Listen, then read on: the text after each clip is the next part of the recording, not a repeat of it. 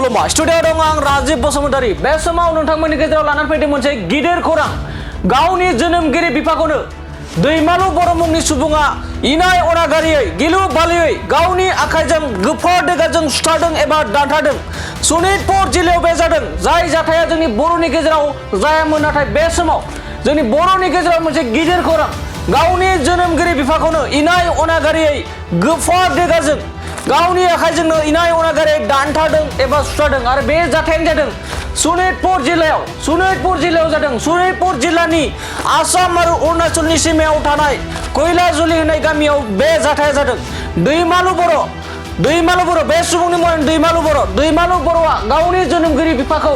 इनाय अनागारियै गावनि आखाइजों सुथारनायखौ बे समाव जों खौरां मोननाय जादों जेराव बिमाखौ रैखा खालामनो थांनाय समाव बिफाखौ बुथारदों सासे फिसाज्लाया जेराव बिमा आरो बिफा सानैजों नांलाय खमलाय जाबाय थानाय समावनो बे जाथाया जादों होननानै जों सुलुंनिफ्राय मिथिनो मोननाय जादों जेराव गावनि जोनोमगिरि बिफाखौनो दैमालु बर' मुंनि सुबुङा इनाय अनागारियै सुथारदों सनितपुरनि कयलाजुलियाव फिसाज्लानि आखाइजोंनो जिउ गोमानांदों सासे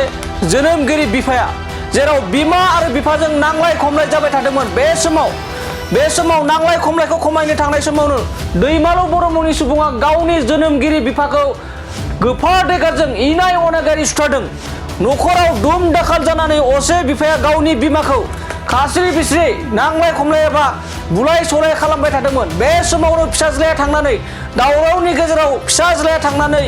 गावनि जोनोमगिरि बिफाखौ इनाय अनागारि गोफार देगाजों सुथारदों एबा दानथारदों दैमालु बर' जाय फिसाज्लानि मुङा दैमालु बर' आरो बे दैमालु बर'आनो गावनि आखाइजों गावनि जोनोमगिरि बिफाखौ